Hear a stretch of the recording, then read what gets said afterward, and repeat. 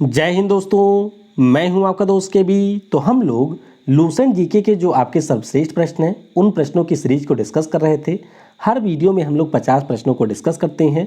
तो अभी तक ऑलरेडी हम लोग 200 प्रश्नों को डिस्कस कर चुके हैं और आज की इस वीडियो में भी हम 200 प्रश्नों को यहाँ पर डिस्कस करेंगे। तो इससे पहले के वीडियो अगर आपने नहीं देखे हैं तो ऊपर के आई बटन पर आपको इसकी प्लेलिस्ट मिल जाएगी, उसके ऊपर क्लिक करके आप इस वीडियो को देख सकते हैं। आपके देश में जितने भी यहाँ पर वनडे एग्ज़ाम होते हैं उन सभी के लिए यह वीडियो बहुत ही ज़्यादा बेनिफिशियल होने वाला है। तो इसीलिए पूरा वीडियो ध्यान से देखिएगा और पसंद अगर आपको आ जाता है तो इसे लाइक भी ज़रूर करिएगा। वीडियो की हम लोग शुरुआत करें उससे पहले मैं आपको बताना चाहूँगा कि लूसेंट की ये जो सीरीज़ है वह आपके अनअकैडमी पर भी चल रही है। वहाँ पर इसे आप लोग एक टेस्ट की तरह से दे सकते हैं। तो नीचे आपको मेरी प्रोफाइल की लिंक मिलेगी, उसके ऊपर क्लिक करके आप मुझे अनअकैडमी पे फॉलो कर सकते हैं। डेली 12 बजे आपकी लूसेंट की क्लास होती है और 3:30 बजे हम लोगों की ग्रुप डी वाली स्पेशल क्लास होती है। तो इन क्लासेस को आप ज्वाइन कर सकते हैं। सबसे महत्वपूर्ण बात कि इस समय अनअकैडमी के ऊपर मेगा सब्सक्रिप्शन का ऑफर चल रहा है, यानी कि अगर आप लोग एसएससी कैटेगरी में 1 साल का सब्सक्रिप्शन खरीदते हैं जिसका प्राइस है मात्र 5,850 रुपये, तो यहाँ पर आपको 4 महीने का एक्स्ट्रा सब्सक्रिप्शन दिया जाएगा। और सबसे खास बात आपके लिए ये है कि अगर आप लोग मेरा कोड यूज़ करके यहाँ पर खरीदेंगे इसको तो 10% का डिस्काउंट आपको मिलेगा अनअकैडमी की तरफ से। और अगर आप मुझे इन्फॉर्म करके परचेज करेंगे तो 10% मैं आपको दूंगा कैशबैक, वो भी सीधे आपके बैंक के अकाउंट में। तो इससे भी आप लोग यहाँ पर अवेल कर सकते हैं। 16 जून से नए बैचेज की आपकी शुरुआत हो रही है, चाहे वह एसएससी सीजीएल का एग्ज़ाम हो, सीएचएसएल का एग्ज़ाम हो या फिर जीडी का एग्ज़ाम हो। तो अगर आप भारत के बेस्ट एजुकेटर के माध्यम से इन सभी की तैयारी करना चाहते हैं तो उसके लिए भी आपको नीचे पिन कमेंट में मेरी प्रोफाइल जो सब्सक्रिप्शन होता है उसकी लिंक मिलेगी, उस पर क्लिक करके आप सब्सक्रिप्शन को परचेज कर सकते हैं। 10% के कैशबैक के लिए आप मुझे इन्फॉर्म जरूर करिएगा। तो चलिए इस वीडियो की हम शुरुआत करते हैं। पहला प्रश्न है कि विलियम शेक्सपियर जो कि आपके इंग्लैंड के बहुत ही प्रसिद्ध साहित्यकार थे, इनके द्वारा लिखा गया सबसे लंबा नाटक कौन सा है। लंबा का मतलब ये बिल्कुल नहीं है कि उस किताब की लंबाई बहुत ज़्यादा थी। लंबा का मतलब ये है कि इसको लिखने में सबसे ज़्यादा वर्ड का प्रयोग किया गया है। नाम है इसका हैमलेट, बहुत ही ज़्यादा फेमस नाटक है। तो ध्यान रखिएगा, हैमलेट इनका सबसे बड़ा नाटक है। तो ऑप्शन आपका डी हो जाएगा करेक्ट। 1603 में ये आपका प्रकाशित हुआ था और इसके बारे में आपको ये ध्यान रखना है कि टोटल 29,551 वर्ड का यूज इसमें किया गया है। अगला प्रश्न है कि जवाहरलाल नेहरू के मंत्रिमंडल से इस्तीफा देकर किसने 1951 में एक नई पार्टी बना दी थी। तो इनका नाम है श्यामा प्रसाद मुखर्जी। जम्मू कश्मीर के मुद्दे पर 1951 में इन्होंने नेहरू जी की कैबिनेट से इस्तीफा दे दिया था। उसके बाद में जनसंघ नाम की पार्टी की स्थापना करते हैं जो कि आगे चल करके भारतीय जनता पार्टी में बदल जाती है। तो ऑप्शन हमारा यहाँ पर सी हो जाएगा करेक्ट। अगला प्रश्न है कि एशियाई खेलों में स्वर्ण पदक जीतने वाली पहली भारतीय महिला पहलवान कौन है। तो ध्यान रखेंगे, बहुत ही महत्वपूर्ण प्रश्न है। इनका नाम है यहाँ पर विनेश फोगाट। क्या नाम है? विनेश फोगाट इनका नाम है। और 2018 के एशियन गेम में इन्होंने यहाँ पर स्वर्ण पदक जीते थे। चलिए नीचे कमेंट में ज़रा ये बताइएगा कि 18 वाला आपका एशियन गेम कहाँ पर हुआ था। देश का नाम आपको नीचे कमेंट में बताना है। अगला प्रश्न है कि इनमें से किस वायरस का नाम मलेशिया में स्थित एक जगह के नाम से आया है। तो देखिए, जो हमारा निपाह वायरस है ये आपके मलेशिया के एक स्थान पर खोजा गया था जिसका नाम ही था निपाह। तो उसी के नाम पर इसका नाम रखा गया था। ध्यान रखिएगा, फ्रूट बैट से ये आपकी फैलती है, यानी कि वो इसका वाहक होता है। ऑप्शन हमारा यहाँ पर डी हो जाएगा करेक्ट। अगला प्रश्न है कि सबसे उम्रदराज व्यक्ति के रूप में किस देश के प्रधानमंत्री के रूप में पहली बार चुने जाने का रिकॉर्ड किसके नाम पर है। किसी देश के प्रधानमंत्री के रूप में पहली बार चुने जाने का रिकॉर्ड किसके नाम पर है। तो ये रिकॉर्ड है हमारे पहले गैर कांग्रेसी पीएम मोरारजी देसाई के नाम पर, यानी कि इस प्रश्न का ऑप्शन हमारा ए हो जाएगा यहाँ पर करेक्ट। ध्यान रखिएगा, 81 वर्ष की आयु में ये हमारे पीएम बने थे। जनता पार्टी ने जब इनकी सरकार बनाई थी 1977 में, भारत का जो सर्वोच्च नागरिक सम्मान है वो भी इनको मिल चुका है 1991 में। और पाकिस्तान का जो सर्वोच्च नागरिक सम्मान है निशान पाकिस्तान, उससे भी इनको सम्मानित किया जा चुका है। अगला प्रश्न है कि महाराष्ट्र का जो कोल्हापुर शहर है ये आपको किस नदी के किनारे मिलेगा। तो ध्यान रखिएगा, ये गोदावरी के किनारे बिल्कुल नहीं है, ये आपको मिलेगा पंचगंगा नदी के किनारे, यानी कि इस प्रश्न का ऑप्शन नंबर हमारा ए हो जाएगा करेक्ट। अगला प्रश्न है कि न्यू डेवलपमेंट बैंक के कुल सदस्य देशों की संख्या कितनी है। तो इसके कुल सदस्य की बात करते हैं तो इनकी संख्या है यहाँ पर 5 कैसे है? देखिए, जो आपका न्यू डेवलपमेंट बैंक है, इसे हम लोग ब्रिक्स बैंक के नाम से भी जानते हैं। किस नाम से? ब्रिक्स बैंक के नाम से भी जानते हैं। तो ब्रिक्स में आपके टोटल 5 देश हैं, वही इसके इस समय सदस्य हैं। 15 जुलाई 2014 को इसकी स्थापना हुई थी और चीन का जो शहर है संघाई, वहाँ पर आपको इसका हेडक्वार्टर देखने को मिलेगा। तो ऑप्शन नंबर बी हो जाएगा करेक्ट। अगला प्रश्न है कि राइनोस्कोप डैश डैश के जांच के लिए एक उपकरण है। तो इससे हम लोग नाक की जांच करते हैं, यानी कि ऑप्शन नंबर आपका सी हो जाएगा यहाँ पर करेक्ट। अगला प्रश्न है कि भारत की कपास की जो फसल है मुख्य रूप से कहाँ पर उगाई जाती है। तो ये जो फसल है वो आपकी काली मिट्टी में उगाई जाती है, यानी कि हमारा ऑप्शन सी हो जाएगा करेक्ट। कपास की बात हुई है तो ध्यान रखिएगा, गुजरात हमारे यहाँ पर कपास के उत्पादन में नंबर 1 पर है और ब्लैक सॉइल में इसको इसलिए उगाया जाता है क्योंकि इसमें ना केवल आपको कैल्शियम और मैग्नीशियम के कार्बोनेट मिलते हैं, बल्कि इसकी जो आपके जल को होल्ड करने की क्षमता है वह होती है काफ़ी ज़्यादा। तो इसीलिए काली मिट्टी में कपास का उत्पादन किया जाता है। अगला प्रश्न है कि जो आपका एक साधारण चुंबक होता है वह किसको आकर्षित नहीं करता है। तो ये आपके आयरन को, निकल को और स्टील को आकर्षित करता है, लेकिन ब्रॉन्ज को ये बिल्कुल भी आकर्षित नहीं करता है। क्यों नहीं करता है? क्योंकि ब्रॉन्ज हमारा एक एलॉय होता है जिसमें आपको मिलेगा कॉपर और टिन। तो कॉपर और टिन को ये आकर्षित नहीं करता है। तो ऑप्शन हमारा यहाँ पर सी हो जाएगा करेक्ट। अगला प्रश्न है कि जॉर्ज लेमेत्रे डैश डैश से संबंधित है। तो जॉर्ज लेमेत्रे की बात करते हैं तो जो हमारा बिग बैंग का सिद्धांत है उसको जॉर्ज लेमेत्रे के द्वारा दिया गया था। तो याद रखिएगा, ऑप्शन नंबर हमारा यहाँ पर बिग बैंग थ्योरी हो जाएगा करेक्ट। तो ध्यान रखिएगा, जिससे हमारे पूरे ब्रह्मांड का निर्माण हुआ था उसके बारे में जो परिकल्पना है वह बिग बैंग थ्योरी के द्वारा सबसे प्रमाणिक रूप में दी जाती है और इसके बारे में जॉर्ज लेमेत्रे ने बताया था। अगला प्रश्न है कि लाइनेक्स किसका उदाहरण है। तो लाइनेक्स की अगर हम लोग बात करते हैं तो ये हमारा एक ऑपरेटिंग सिस्टम है। क्या है? ऑपरेटिंग सिस्टम है और 1991 में इसको लॉन्च किया गया था। अगला प्रश्न है कि भारत में जो राष्ट्रीय रेल संग्रहालय है वह आपको कहाँ पर देखने को मिलेगा। तो अगर हम लोग नेशनल रेल म्यूजियम की बात करते हैं तो ये आपको मिल जाएगा नई दिल्ली में। लेकिन अगर आपसे परीक्षा में पूछ लिया जाए कि भारत का जो रेलवे यूनिवर्सिटी है वो कहाँ पर है, तो वो आपको मिल जाएगा वडोदरा में, जो कि आपका है गुजरात में। तो ऑप्शन यहाँ पर ए नई दिल्ली हो जाएगा करेक्ट। अगला प्रश्न है कि इनमें से कौन सा त्यौहार है जो कि मेघालय में मनाया नहीं जाता है। तो ध्यान रखेंगे, वांगला नाम का त्यौहार मेघालय का है, नोंगक्रम नाम का त्यौहार है, बेहडियन खलम नाम का त्यौहार भी आपके मेघालय में होता है, लेकिन जो हमारा ओलिंग नाम का त्यौहार है ये आपके नागालैंड में मनाया जाता है। कहाँ पर? नागालैंड में मनाया जाता है। तो नागालैंड में जो कोन्याक नागा समूह के लोग होते हैं उनके द्वारा अप्रैल महीने में ये मनाया जाता है। तो आपका ऑप्शन ए हो जाएगा करेक्ट। अगला प्रश्न है कि इनमें से कौन सा सही सुमेलित नहीं है। तो एक तरफ आपके क्लासिकल डांस दिए गए हैं, दूसरी तरफ राज्य है। कथक की बात करते हैं उत्तर प्रदेश का बिल्कुल सही है, मोहिनीअट्टम आपके केरल का है बिल्कुल सही है, सतरिया की बात करते हैं तो उड़ीसा का है, नहीं है, उड़ीसा का है उड़ीसी, सतरिया है आपके असम का, कुचिपुड़ी है हमारे आंध्र प्रदेश का बिल्कुल सही है। तो ऑप्शन आपका यहाँ पर सी हो जाएगा करेक्ट। क्या हो जाएगा? सी हो जाएगा यहाँ पर करेक्ट।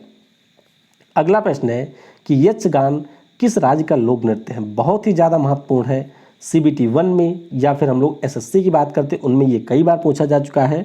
तो ये हमारे है कर्नाटक का, यानी कि ऑप्शन नंबर आपका यहाँ पर डी हो जाएगा करेक्ट। तो ध्यान रखिएगा, ये आपका एक फोक थिएटर होता है जो कि कर्नाटक के कुछ प्रसिद्ध जिलों में मनाया जाता है। अगला प्रश्न है कि राजपीपला, महादेव पहाड़ियाँ आपके किसके हिस्से हैं। तो राजपीपला की बात करें, महादेव की बात करते हैं तो ये सारे हमारे सतपुड़ा पहाड़ियों के हिस्से हैं, यानी कि ऑप्शन नंबर आपका बी हो जाएगा यहाँ पर करेक्ट। अब सतपुड़ा रेंज की बात हुई है तो ये आप देख सकते हैं गुजरात से लेकर के पूरे झारखंड तक ये फैला हुआ है। इसमें आपको कई श्रेणियाँ मिलेंगी, जैसे कि राजपीपला हो गया, महादेव है, मैकाल है, सिहावा है और राजमहल है। सर्वोच्च चोटी जो इसकी है उसका नाम है धूपगढ़। क्या नाम है? धूपगढ़ इसका नाम है। और इसके ऊपर आपको एक हिल स्टेशन मिलेगा जिसका नाम है यहाँ पर पंचमढ़ी। तो ये सारी चीज़ें भी आपको ध्यान रखनी है। अगला प्रश्न है कि राष्ट्रीय स्वयंसेवक संघ के संस्थापक कौन थे। तो 1925 में राष्ट्रीय स्वयंसेवक संघ की स्थापना की गई थी KB हेगड़ेवार के द्वारा। किसके द्वारा? KB हेगड़ेवार के द्वारा, यानी कि ऑप्शन हमारा यहाँ पर ए हो जाएगा करेक्ट। तो याद रखेंगे आप इसके बारे में, राष्ट्रीय स्वयंसेवक संघ की जो स्थापना है KB हेगड़ेवार महोदय के द्वारा की गई थी। अगला प्रश्न है कि हम्पी को किस वर्ष यूनेस्को के विश्व विरासत स्थल में शामिल किया गया। तो हम्पी की अगर हम लोग बात करते हैं तो इसे शामिल किया गया था 1986 में। हम्पी आपके विजयनगर साम्राज्य की राजधानी थी, जिसको हरिहर और बुक्का नाम के दो भाइयों के द्वारा 1336 ईस्वी में बसाया गया था। और इसका जो नगर था यानी कि विजयनगर, ध्यान रखेंगे विजयनगर के नाम से कर्नाटक ने अभी एक नया जिला भी बना दिया है, तो ये भी आपको याद रखना है। और ये तुंगभद्रा नदी के किनारे था। तो ऑप्शन हमारा यहाँ पर ए हो जाएगा करेक्ट। अगला प्रश्न आपके स्टेटमेंट वाला है कि दिए गए कथन के आधार पर सही विकल्प को चुनिए। देखिए पहला स्टेटमेंट कह रहा है कि 25 दिसंबर 2015 को AIIB की स्थापना हुई थी। तो ये ऑल इंडिया वो वाला नहीं है, इसका नाम है एशियन इंफ्रास्ट्रक्चर इन्वेस्टमेंट बैंक। तो बिल्कुल सही है, 25 दिसंबर 2015 को स्थापना हुई थी। इसके कुल सदस्य देश कितने हैं? तो ये है 103। तो दूसरा गलत हो गया। तीसरा इसका मुख्यालय बीजिंग में है, तो बिल्कुल करेक्ट है। तो ऑप्शन हमारा यहाँ पर हो जाएगा 1 और 3 करेक्ट। तो किस में बताया गया है? डी वाला हो जाएगा हमारा यहाँ पर करेक्ट। तो ध्यान रखिएगा डी हो जाएगा करेक्ट। और जिन लिक्विन जो कि हैं चाइना के, वो इस समय इसके प्रेसिडेंट हैं। अगला प्रश्न है कि इनमें से कौन 1936 में ऑक्सफोर्ड विश्वविद्यालय में प्रोफेसर के रूप में नियुक्त किया गया था? तो नाम इनका है सर्वपल्ली राधाकृष्णन, जो कि हमारे भारत के पहले आपके उपराष्ट्रपति रहे थे। इसके अलावा हमारे भारत देश के दूसरे ये राष्ट्रपति रहे थे। 1936 में ऑक्सफोर्ड विश्वविद्यालय में नियुक्त होने वाले पहले भारतीय थे। तो ऑप्शन नंबर हमारा यहाँ पर ए हो जाएगा करेक्ट। अगला प्रश्न है कि प्रत्येक वर्ष विश्व पर्यटन दिवस कब मनाया जाता है? तो ध्यान रखिएगा ये जो दिवस है हर साल मनाया जाता है 27 सितंबर को। तो ऑप्शन हमारा यहाँ पर बी हो जाएगा करेक्ट। क्या हो जाएगा? बी हो जाएगा करेक्ट। अच्छा, ये विश्व टूरिज्म दिवस है। एक हमारा होता है राष्ट्रीय टूरिज्म दिवस, तो ये हमारा होता है 25 जनवरी को, जिस दिन हम लोग राष्ट्रीय मतदाता दिवस मनाते हैं। अगला प्रश्न है कि इनमें से कौन सी पुस्तक और उसके लेखक सही सुमेलित नहीं है? तो ध्यान से पढ़िए। बृहद संहिता जो है वराहमिहिर ने लिखा है, बिल्कुल सही है। अभिज्ञान शाकुंतलम हमारे कालिदास साहब ने लिखा है, बिल्कुल सही है। मुद्रा राक्षस विशाख दत्त के द्वारा लिखा गया है, बिल्कुल सही है।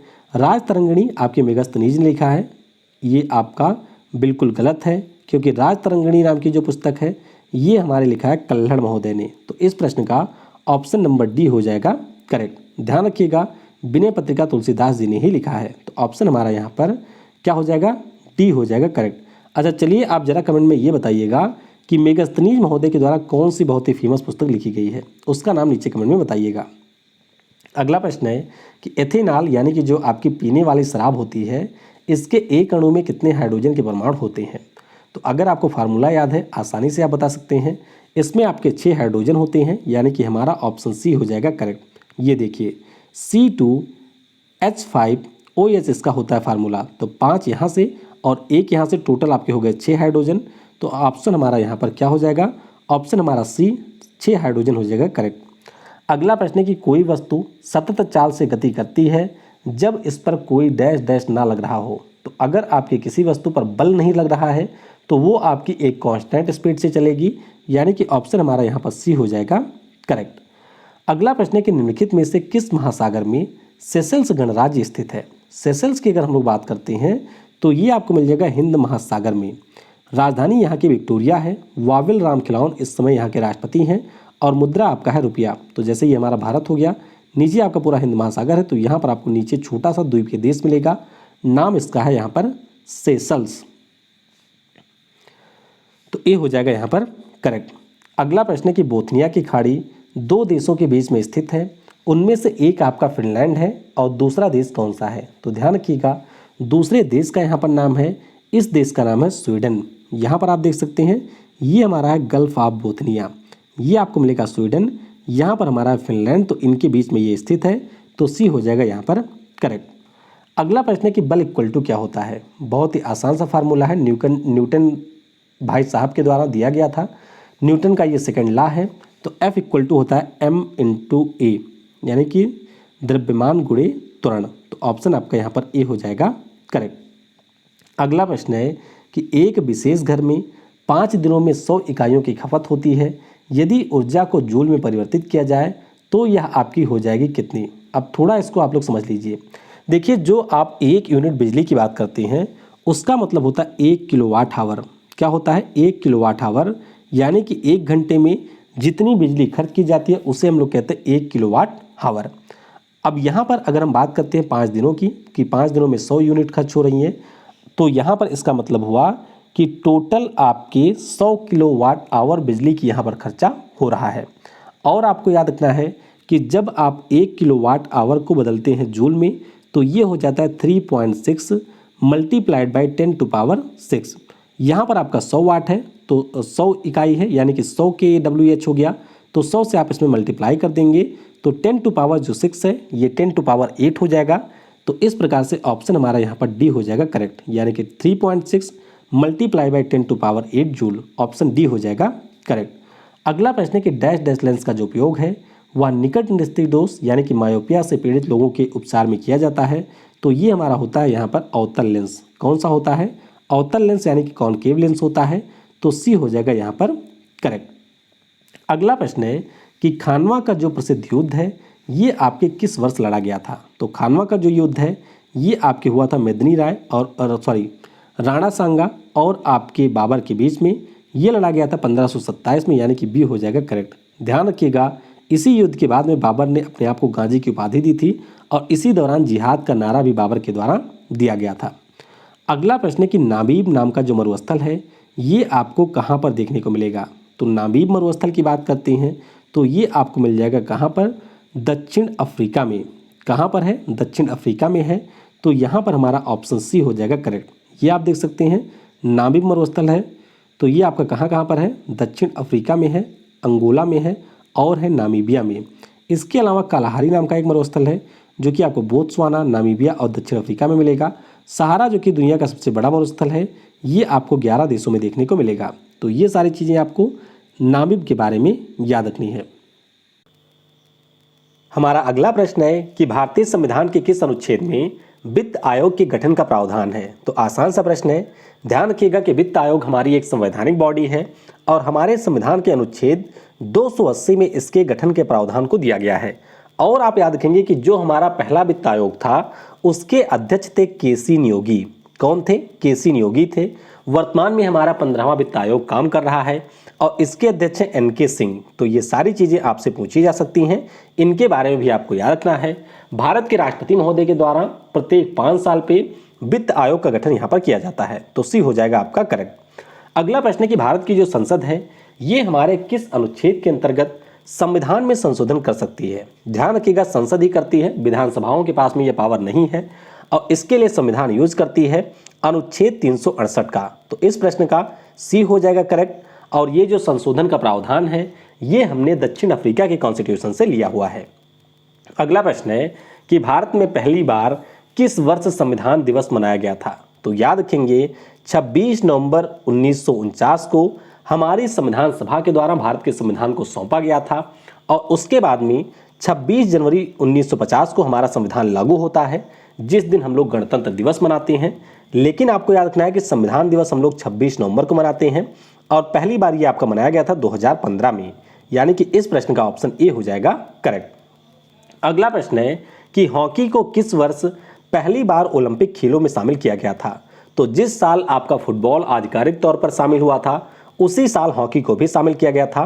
तो उत्तर हो जाएगा 1908 और ये वाला ओलंपिक हुआ था लंदन में। तो ऑप्शन हमारा यहाँ पर डी हो जाएगा करेक्ट। अगला प्रश्न है कि अमेरिकी वैज्ञानिक एडविन हबल का नाम निम्नलिखित में से किस सिद्धांत से जुड़ा है? तो आपने पढ़ा होगा बिग बैंग सिद्धांत के बारे में। तो याद रखिएगा बिग बैंग सिद्धांत ये जॉर्ज लेमेटायर के द्वारा दिया गया था और उसके बाद में इसी में एक और कड़ी आगे जोड़ी थी एडविन हबल ने, और हबल महोदय के द्वारा ये बताया गया था कि जो हमारा ब्रह्मांड है वो निरंतर फैल रहा है। तो ऑप्शन यहाँ पर बिग बैंग थ्योरी यानी कि बी हो जाएगा करेक्ट। अगला प्रश्न है कि उस परिघटना का नाम क्या है जिसमें पर्वत का जो शीर्ष भाग होता है सूर्योदय और सूर्यास्त के आसपास एक गुलाबी या नारंगी वर्ण प्राप्त करते हैं? तो ध्यान रखिएगा ये हमारा होता है एल्पेन ग्लो। पिछले साल एसएससी का ये प्रश्न है, एसएससी में पूछा गया था, तो इसे हम लोग हिम विभा या फिर एल्पेन ग्लो कहते हैं।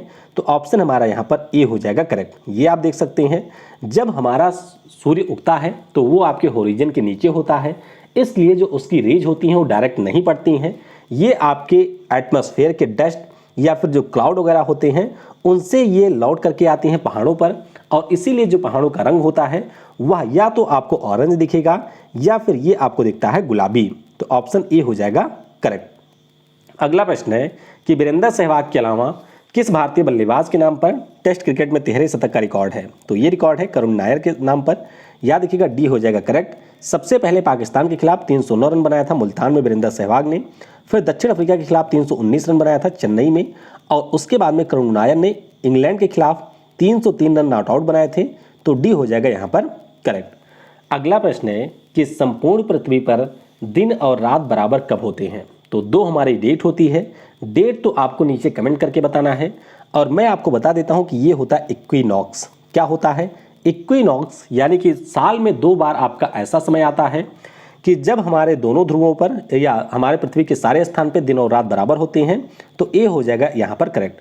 अब देखिए इसके पीछे का रीजन क्या है, तो बहुत ही शार्ट में मैं आपको बता देता हूं कि जो हमारा सूर्य होता है वह हमारी पृथ्वी के एक बार कर्क पे आता है, एक बार मकर पे आता है और 2 बार ये साल में आता है इक्वेटर पर। तो मार्च महीने में और सितंबर महीने में जब ये आपके इक्वेटर पे आता है तो इस घटना को हम कहते हैं इक्विनॉक्स। और उस स्थिति में सूर्य की जो किरणें होती हैं पूरे पृथ्वी पर लगभग समान पड़ती हैं, इसीलिए 12 घंटे का दिन और 12 घंटे की रात यहाँ पर होती है। तो ए हो जाएगा यहाँ पर करेक्ट। अगला प्रश्न है कि रसायन विज्ञान में 2 बार नोबेल पुरस्कार प्राप्त करने वाले विश्व के एकमात्र वैज्ञानिक कौन हैं? अब बहुत सारे लोग इसको मैडम क्यूरी कर देते हैं, लेकिन ध्यान रखिएगा मैडम क्यूरी बिल्कुल नहीं है। इनको एक बार फिजिक्स में, एक बार केमिस्ट्री में मिला था। इनका नाम है फ्रेडरिक सेंगर। क्या नाम है? फ्रेडरिक सेंगर इनका नाम है। तो पहली बार इनको 1958 में मिला था केमिस्ट्री में ही, इंसुलिन के क्षेत्र में कार्य के लिए। और दूसरी बार इनको न्यूक्लिक एसिड के बेस सिक्वेंसिंग के लिए 1980 में ये पुरस्कार मिला था। तो ध्यान रखिएगा फ्रेडरिक सेंगर इनका नाम है। तो डी होगा हमारा करेक्ट। अगला प्रश्न है कि उस समय ब्रिटिश भारत का तत्कालीन गवर्नर जनरल कौन था जब सती प्रथा अवैध और दंडनीय घोषित किया गया था? तो साल आपका था ये 1829 और उस समय जो गवर्नर जनरल थे उनका नाम था लॉर्ड विलियम बेंटिक। तो राजा राम मोहन राय जी का भी बहुत ही अहम योगदान था इसको हटाने में। तो ऑप्शन हमारा ए हो जाएगा करेक्ट। अगला प्रश्न है कि अनुच्छेद 370 का संबंध किस राज्य से है? तो ध्यान रखिएगा अनुच्छेद 370 जो आपका है इसका संबंध है कश्मीर राज्य से। किससे? कश्मीर राज्य से है। तो ऑप्शन हमारा यहाँ पर ए हो जाएगा करेक्ट। अब इसके अलावा जो आपका अभी रेलवे का एग्जाम हुआ है उसमें इन सारे अनुच्छेद से भी प्रश्न पूछे गए थे। तो एक बार आप इनको भी पढ़ लीजिए। जैसे कि आर्टिकल 371 महाराष्ट्र और गुजरात से है, 371 ये नागालैंड से है, 71 बी आपके असम से है, सी आपके मणिपुर से है, डी और ई आपके आंध्र प्रदेश से है, एफ आपके सिक्किम से है, जी मिजोरम से है, एच अरुणाचल प्रदेश से है और यहाँ पर जो आई है वो है गोवा से। तो इनके बारे में भी आप थोड़ा सा याद रखेंगे। पारंपरिक नृत्य शैलियाँ भवाई और कालबेलिया की उत्पत्ति इस राज्य से हुई थी। तो इस राज्य का नाम है राजस्थान। ध्यान रखेंगे ऑप्शन हमारा सी हो जाएगा करेक्ट। और कालबेलिया डांस की बात करते हैं तो इसको यूनेस्को ने भारत के लिए इंटेंजिबल हेरिटेज में भी शामिल किया हुआ है। तो सी यानी कि राजस्थान हो जाएगा करेक्ट। अगला प्रश्न है कि सूर्य के द्वारा जो उत्सर्जित प्रकाश होता है इसका रंग कैसा होता है? तो देखिए सूर्य से जब प्रकाश निकलता है तो ये बिल्कुल होता है व्हाइट कलर का, लेकिन जैसे ही ये हमारे वायुमंडल में आता है इसके साथ में हो जाता है खीला। और जानते हैं जब खीला हो जाता है तो रंग बिल्कुल बदल जाता है। तो इसीलिए आपको जो रंग होता है वो अलग तरीके का दिखाई देता है। तो ऑप्शन हमारा ए हो जाएगा यहाँ पर करेक्ट। अब ये पीला दिखाई दे रहा है, पीला नहीं है, ये होता है आपका व्हाइट। बस वायुमंडल के कारण इसका जो हमें दिखाई देता है वह हो जाता है अलग। अच्छा ये क्या हुआ, ये उल्टा आ गया है एक प्रश्न। तो ध्यान रखिएगा ये प्रश्न में आपसे पूछा गया था कि उत्तर पूर्वी जो हमारा हिमालय है वहाँ पर आपका कौन सा नेशनल पार्क है? तो ध्यान रखिएगा नामदफा जो आपका अरुणाचल प्रदेश में है ये आपका उत्तर पूर्वी हिमालय में है। ये आपके सीजीएल का प्रश्न है तो अच्छे से याद रखिएगा कि बांदीपुर राष्ट्रीय उद्यान कर्नाटक में है, कीबुल लामजाओ जो कि एकमात्र तैरता राष्ट्रीय पार्क है मणिपुर में है, जिम कार्बेट राष्ट्रीय पार्क ये आपको मिलेगा उत्तराखंड में। तो राष्ट्रीय पार्क वगैरह तो आपको वैसे भी याद रखने होते हैं। अगला प्रश्न, अच्छा ये प्रश्न है, देखिए प्रश्न इसका बाद में है, उत्तर पहले आ गया। तो निम्नलिखित में से कौन सा राष्ट्रीय उद्यान पूर्वी हिमालय उपक्षेत्र में सबसे बड़ा संरक्षित क्षेत्र है? तो ये हमारा है नामदफा राष्ट्रीय उद्यान। ध्यान रखिएगा अरुणाचल प्रदेश में ये आपको मिलेगा। अगला प्रश्न है कि 11 दिनों तक चलने वाला प्रसिद्ध धानु यात्रा जो विश्व का सबसे बड़ा खुला रंगमंच माना जाता है किस राज्य में मनाया जाता है? तो ये आपका मनाया जाता है कहाँ पर? उड़ीसा राज्य में। तो धनु यात्रा, बाली यात्रा, जगन्नाथ यात्रा, नुआखाई ये सारे जो त्यौहार हमारे होते हैं आपके मनाए जाते हैं उड़ीसा राज्य में। तो यहाँ पर ऑप्शन डी हो जाएगा करेक्ट और ये आपके Guinness book of world record में भी शामिल है। अगला प्रश्न है कि जो पोंगल त्यौहार है ये मनाया जाता है तमिलनाडु में। ये भी सीजीएल का ही प्रश्न है। देखिए तो इसमें पूछा गया है कि पोंगल का जो चौथा दिन होता है ये क्या कहलाता है? तो ध्यान रखिएगा चारों दिन के अलग अलग नाम होते हैं और चौथे दिन को कहा जाता है कानुम पोंगल। क्या कहा जाता है? कानुम पोंगल चौथे दिन को कहा जाता है। तो सी हो जाएगा हमारा यहाँ पर करेक्ट। तो पोंगल त्यौहार आप याद रखेंगे कि ये जनरली आपके खिचड़ी के आसपास ही मनाया जाता है तमिलनाडु में। यह भी आपका एक हार्वेस्ट फेस्टिवल होता है। पहला दिन इसका होता है भोगी पोंगल, दूसरा होता है सूर्या पोंगल, तीसरा है मट्टू पोंगल और चौथा आपका होता है कानुम पोंगल। तो थोड़े से कौन कौन से पोंगल होते हैं ये भी आप ध्यान रखेंगे। अगला प्रश्न है कि कोलकाता के बीबीडी बाग या डलहौजी क्षेत्र में जो करेंसी बिल्डिंग थी उसका निर्माण किस वर्ष हुआ था? तो याद रखिएगा एक हमारे यहाँ पर बैंक हुआ करता था जिसका नाम था आगरा बैंक। तो आगरा बैंक की जो आपकी पश्चिम बंगाल में शाखा थी उसको इसी बिल्डिंग में खोला गया था 1833 में। तो 1833 में ये बना था। उसके बाद में 1868 में इसको बना दिया गया एक ऐसा ऑफिस जहां से आप लोग करेंसी वगैरह एक्सचेंज कर सकते हैं। और सबसे महत्वपूर्ण बात, जब हमारा आरबीआई बना था तो मैंने आपको कई बार बताया है कि आरबीआई का शुरुआती 2 वर्षों में जो हेडक्वार्टर था वो आपका कोलकाता में था। तो उस समय इसी बिल्डिंग में इसका हेडक्वार्टर हुआ करता था। 1994 में सरकार के द्वारा इसको गिरा दिया गया। तो ये हो जाएगा यहाँ पर करेक्ट, 1833 में ये बना था। अगला प्रश्न है कि 1942 में महात्मा गांधी के द्वारा भारत छोड़ो आंदोलन इनमें से किस स्थान पर आरंभ किया गया था? अब आप लोग सोच रहे होंगे कि शुरू तो हुआ था ग्वालियर टैंक मैदान से, जो कि ऑप्शन में है नहीं। तो सीजीएल ने यह प्रश्न पूछा था ग्वालियर टैंक मैदान कहा जाए या फिर अगस्त क्रांति मैदान कहा जाए, दोनों का ही मतलब एक है। तो ऑप्शन हमारा यहाँ पर ए हो जाएगा करेक्ट। ध्यान रखिएगा 8 अगस्त 1942 को ग्वालियर टैंक मैदान या फिर जो आपका यहाँ पर ये था, क्या नाम था भाई इसका, अगस्त क्रांति मैदान, यहाँ से हमारे भारत छोड़ो आंदोलन की शुरुआत हुई थी और अंग्रेजों भारत छोड़ो का नारा इसी दौरान गांधी जी ने दिया था। तो इस प्रकार से 5वें सेट को हमने डिस्कस कर लिया है। अधिकांश लोग आपके ऐसे होते हैं जो कि वीडियो को बस केवल 3 से 4 मिनट देखते हैं। तो मैं यही चाहूँगा कि जो लोग भी यहाँ को देखते हैं, यहाँ तक वीडियो देखते हैं, यस आप लोग जरूर टाइप किया करें। सारे आपके लिए बेस्ट प्रश्न हैं। बहुत सारे एग्जाम को एनालिसिस करने के बाद में ये मैं 5000 का सेट बना रहा हूँ। आने वाले सभी एग्जाम में आपको इससे प्रश्न देखने को 100% मिलेंगे, ये बात मैं गारंटी के साथ कह सकता हूँ। Thanks for watching. जय हिंद, जय भारत और सबसे जरूरी, पढ़ेगा भारत तो बढ़ेगा भारत।